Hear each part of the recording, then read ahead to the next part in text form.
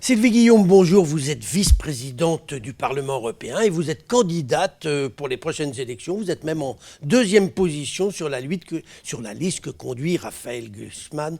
Alors vous êtes une militante socialiste, j'allais dire historique. Vous avez toujours été au Parti socialiste. Est-ce que vous n'êtes pas un peu désespéré que votre parti aujourd'hui soit dans un tel état et qu'il ait laissé la tête de liste à quelqu'un qui n'est pas issu de ses rangs ? Mais non, justement, c'est un peu l'inverse.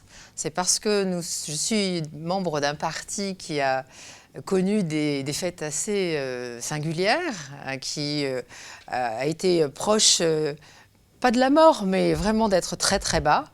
Et il a décidé de se reconstruire. Et pour se reconstruire, il faut éviter l'entre-soi, c'est mieux.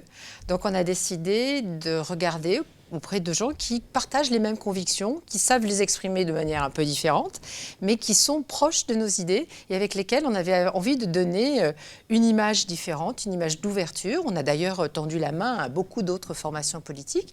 Et finalement, nous avons réussi à être avec Nouvelle Donne, qui est un autre mouvement, et avec Place Publique, un mouvement citoyen, d'accord. Alors nous attendons encore quelques ralliements qui auront peut-être lieu dans les jours qui viennent. Alors dites-moi Sylvie Guillaume, par rapport à la liste macroniste ou à la liste des écologistes, quels sont vos points de désaccord, de divergence, votre originalité ?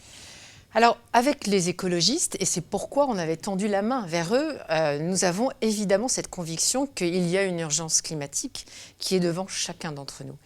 C'est assez nouveau dans notre parti, qui a souvent été réputé pour être, comme on dit, ouvriériste et peut-être négliger ces questions climatiques.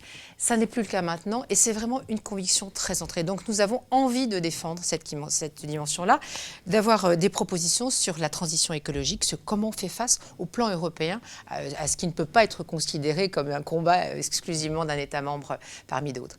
Et puis nous avons de singulières différences avec la liste dite macroniste, la liste dite Renaissance, parce que nous ne considérons pas que le monde, au plan du Parlement européen, se scinde entre les progressistes et les nationalistes d'autre part. Ça, c'est une simplification du débat. Je combats comme eux les nationalistes et les populistes, qui sont évidemment très très dangereux dans le contexte européen.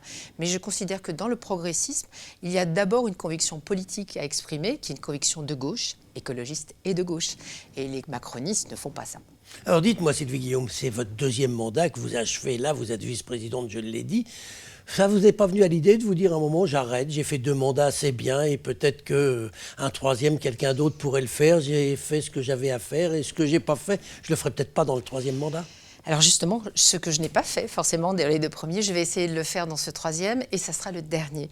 Mais j'ai voulu, d'une certaine manière, exprimer quelque chose que je dis dans les réunions publiques aussi. C'est que le mandat au Parlement européen, c'est un mandat extrêmement exigeant. J'ai mis longtemps à être enfin pas au top, mais en tout cas, j'ai mis longtemps à maîtriser tous les codes et les façons de faire, les procédures et puis la manière de défendre notre point de vue dans des négociations qui sont quelquefois serrées. Et j'estime que maintenant, je dois transmettre cela.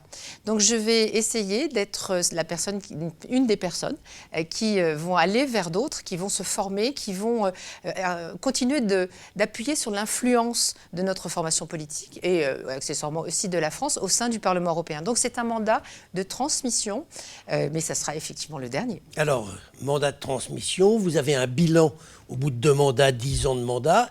Qu'est-ce que vous avez réussi qui vous plaît le plus et qu'est-ce que vous avez envie de faire dans ce dernier mandat ? Ce qui m'a plu le plus, et ce sur quoi je suis effectivement très fière, c'est d'avoir renforcé la protection des Européens. Alors, j'imagine, j'anticipe une question qui est quelle visibilité de cette protection et sur quel sujet. Je dirais par exemple sur la question de la protection des données.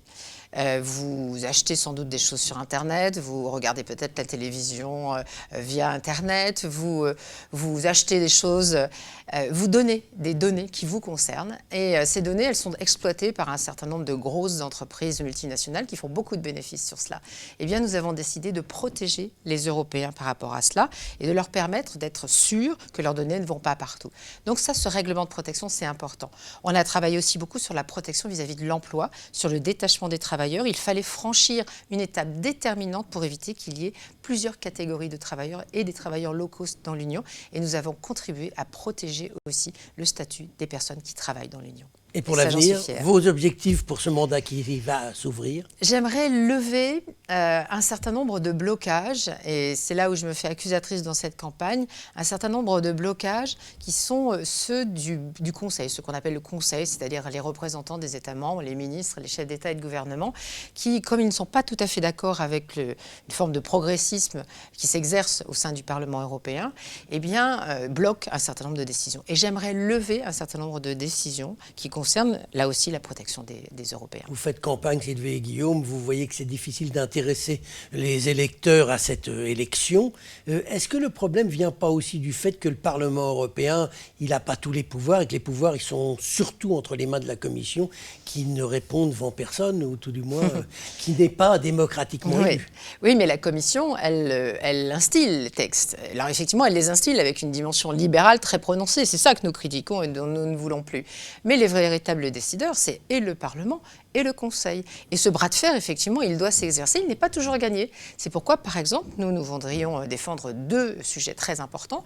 Le premier, c'est qu'il faut en cesser avec l'unanimité sur un certain nombre de sujets, qui est très bloquante. S'il faut attendre que tout le monde soit d'accord au Conseil entre les États membres, ça ne marchera pas. Il faut lever cela. Et la deuxième chose, c'est qu'on obtienne l'initiative législative pour les parlementaires. Dit autrement, c'est que nous puissions nous-mêmes être créateurs des textes, puisqu'on suppose effectivement qu'on connaît mieux nos concitoyens que ne le fait la Commission. Eh bien, on va en rester là pour aujourd'hui. On va vous laisser faire campagne puisque vous faites campagne dans toute la France et C'est pas exact. seulement dans notre région. Sylvie Guillaume, je vous remercie. Merci à vous.